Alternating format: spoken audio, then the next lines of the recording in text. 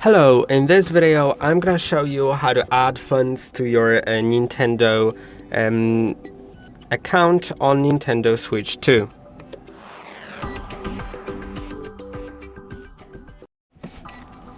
And to do it, you can simply go to Nintendo eShop, then select the account you want to use it with, click on your profile in top right corner. Now you'll have add funds option, click on that and select a payment method, either a credit card or PayPal, which you might have linked with your account. And by the way, if you don't know how to do it, you can watch a video on our channel on it, or use a Nintendo eShop card if you have one to add the funds to just top up your Nintendo account.